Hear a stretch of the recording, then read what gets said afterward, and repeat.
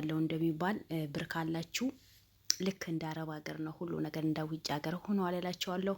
እሱም ብር ካላችሁ ነው እና በማየትም ደስተኛ ሀገራችን ላይ እንደዚህ በመሆኑ በጣም ደስ ይላል። አልሐምዱሊላ። ስለዚህ ውድ ቤተሰቦቼ ይኸው ለእናንተ ማልሆነው ነገር የለም። ለዛ እኮ ነው ቦታ ሂጄ ቀርጬ እስኪዩት ቢያንስ ሀገራችን ምንድን ነው ሀገራችን ስንገባ ምን ሆናለን እንደ ድሮ ነው ወደም እንዳትሉ አገራችን ላይ በጣም ተለውጧል። በጣም ደስ የሚል ቦታ አለ።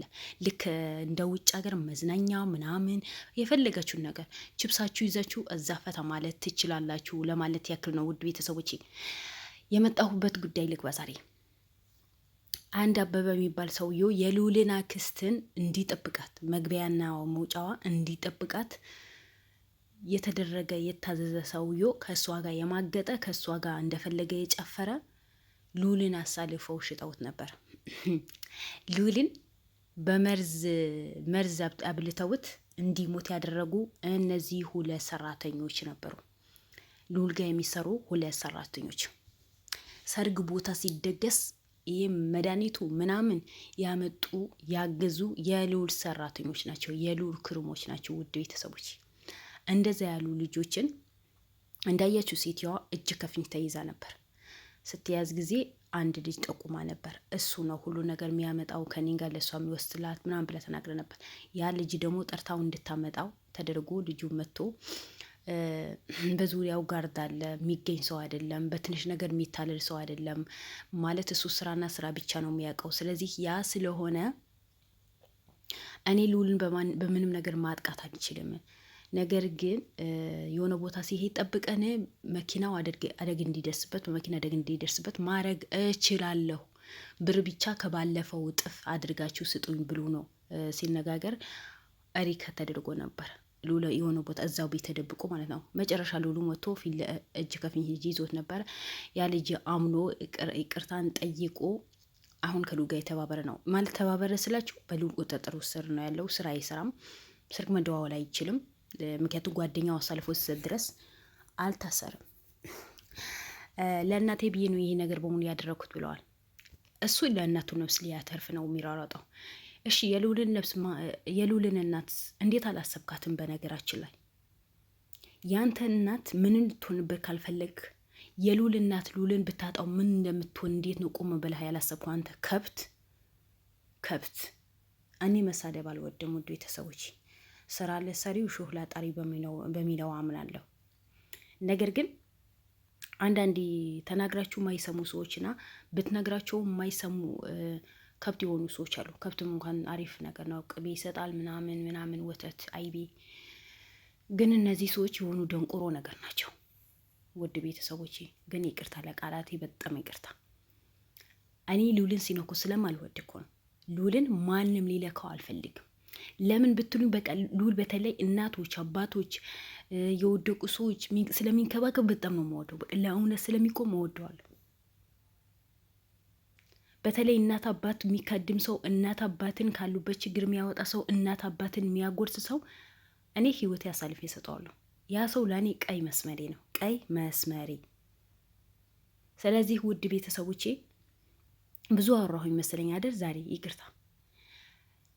አበበ የተባለ ሰውዬው የልዑልና የስራ ባልደረባው እህቴ ናት ብሎ ነው ያስተዋወቀው። ትዳር እንደሌለው እነ ልዑል ያውቃሉ።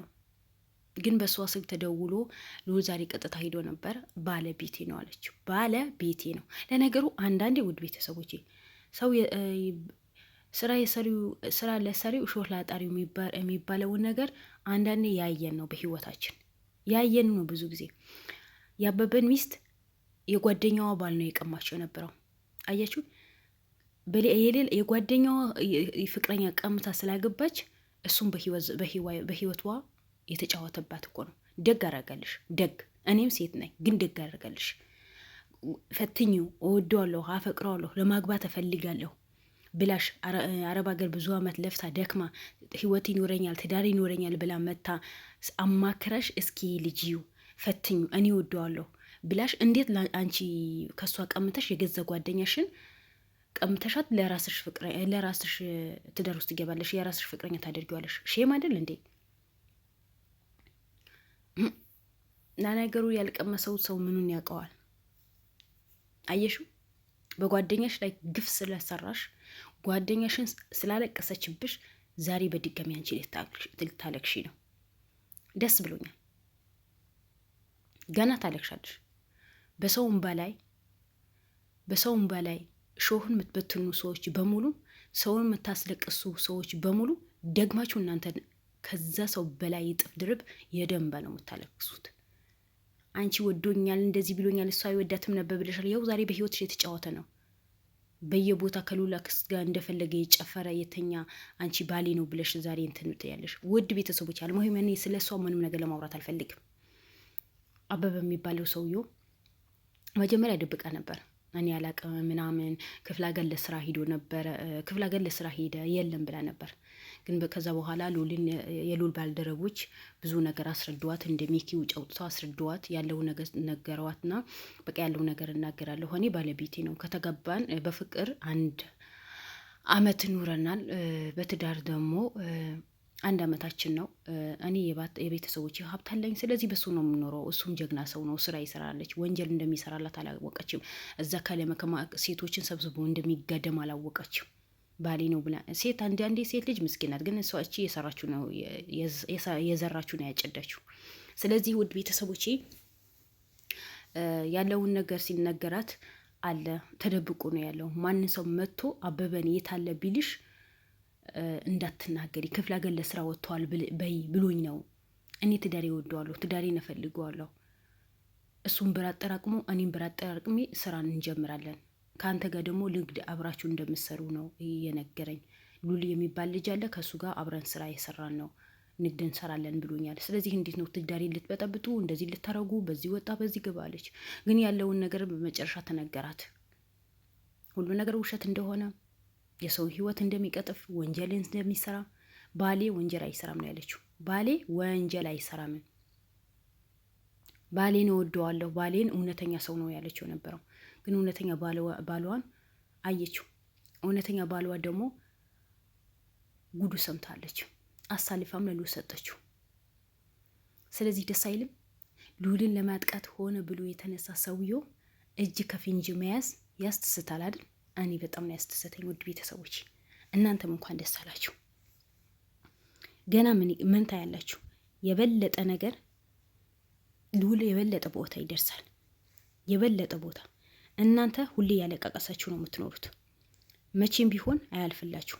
መቼም ቢሆን በሰው ላይ ወንጀል የምትሰሩ ሰዎች በሙሉ የራሳችሁ ህይወት የሚያስደስታችሁ ሰዎች በሙሉ ያለቀሳችሁ ትኖራላችሁ እንጂ እናንተ ሉልን ለመጣል መቼም አትችሉ። መቼም ዛሬም ሆነ ነገም አትችሉ። በቃ ነግሬያችኋለሁ፣ አትችሉ። ስለዚህ ውድ ቤተሰቦቼ እንደኔ የተደሰታችሁ እንደኔ በሉልን ደስተኛ የሆናችሁ ልጆች በሙሉ እንኳን ደስ አላችሁ፣ እንኳን ደስ አላችሁ።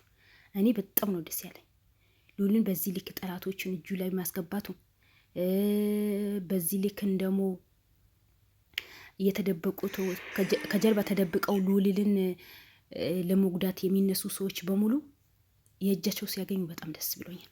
ከምላችሁ በላይ ደስ ብሎኛል ውድ ቤተሰቦች። ስለዚህ አበበ በቁጥጥር ስር ውለዋል። አሁን የሉላ ክስት ትገኛለች ማለት ነው።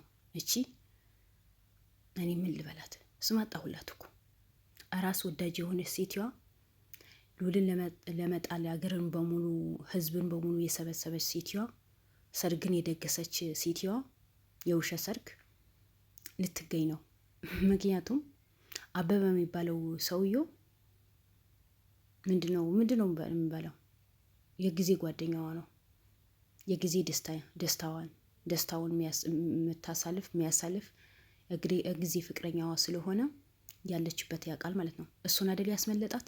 ሉልን ይፈልግሻል፣ ሉልን ይከታተልሻል፣ ሉልን አንቺ ለመጣል ይሞክራል፣ ሉልን አንቺ ለማሳገድ ይሞክራል ብሎ ነግሯት አይደለም እንዴ? እሱን ጠብቅ ተብሎ በር ላይ የምትወጣበትና የምትገባበት ሰዓት ጠብቅ ተብሎ እሱ ግን አስመለጣት።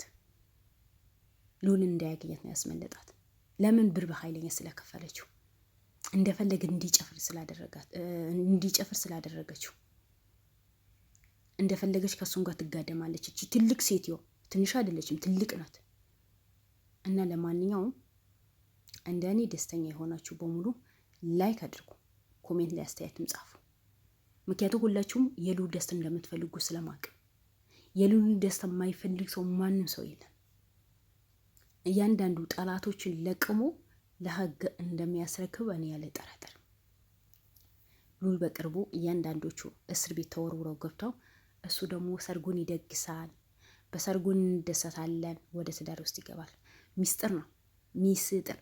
እኔ ምስጢር ማውጣት አልፈልግም፣ ግን በጣም ደስ የሚላችሁ ልዑልን የምትወዱ እኔን የምትወዱኝ ቤተሰቦች ስላላችሁ ነው ይሄን ምስጢር ማካፈላችሁ። ስለዚህ በቅርብ ቀን ጠብቁ። ልዑልን በቅርብ ቀን ሊሞሸር ነው፣ ጠብቁ ውድ ቤተሰቦቼ። ለማንኛውም ሁላችሁም እወዳችኋለሁ፣ አከብራችኋለሁ። እባካችሁ ቪዲዮን እስከ መጨረሻ እዩት፣ ላይክ አድርጉ፣ ሰብስክራይብ አድርጉ፣ አግዙኝ። በቃ አግዙኝ፣ ምን ችግር አለው? አግዙኝ እና እወዳችኋለሁ። መልካም ቀን። ባይ ባይ። ሰላም አለይኩም ወራህመቱላሂ ወበረካቱ።